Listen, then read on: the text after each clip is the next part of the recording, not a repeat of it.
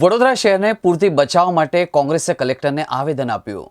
ભૂખીઘાસને diversion આપીને કામગીરી ચાલુ કરવામાં આવી છે। તે ખોટી રીતનું હોવાનું જણાવી અન્ય વિસ્તારોમાં પૂરના પાણી આવશે તેવા અભિપ્રાય સાથે કોંગ્રેસે કલેક્ટરને આવેદન સાથે રજૂઆત કરવામાં આવી હતી। કોર્પોરેશનની સ્ટેન્ડિંગ કમિટી દ્વારા ભૂખીઘાસનું જે રીરૂટનું કામ જે મંજૂર કરીને આ વડોદરા શહેરના નગરજનો માટે ફરી જે પૂરનો ખતરો ઊભો કર્યો છે એના વિરોધમાં વડોદરા શહેરના કલેક્ટરશ્રીને આવેદનપત્ર આપ્યું છે।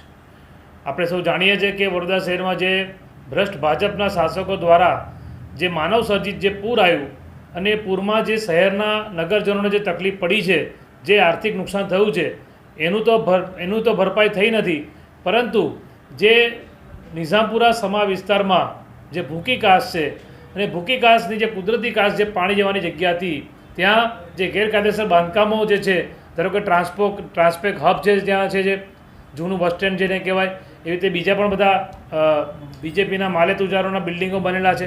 તો એ ગેરકાયદેસર દબાણો તોડવાની જગ્યાએ આ લોકો જે 40 કરોડના ખર્ચે જે રોડ રસ્તા બન્યા સમા કેનલથી ગૌરવપથ, એને તોડીને 46 કરોડનું જે નવું કામ લાવીને શહેરીજનોને પૂરના પાણીથી રાહત આપવાની જગ્યાએ ફરી મુસીબતમાં નાખવાનું કામ આ ભ્રષ્ટ શાસકો કરી રહ્યા છે, જેના વિરોધમાં વડોદરા શહેરના કલેક્ટરને અમે રજૂઆત કરી। કારણ કે જ્યારે પણ શહેરમાં પૂર આવે તો વડોદરા શહેરના જે કરતા ધતા કહેવાય, કલેક્ટરશ્રી કહેવાય, એમના અંડરમાં આવતું હોય છે। માટે કલેક્ટર સાહેબને કીધું છે કે આ જે ભૂખીઘાસનું કામ, જે રીરૂટિંગનું કામ જે છે, જે સ્ટેન્ડિંગ કમિટીએ મંજૂર કર્યું છે, એને તાત્કાલિક એ કામને રદ કરવું જોઈએ।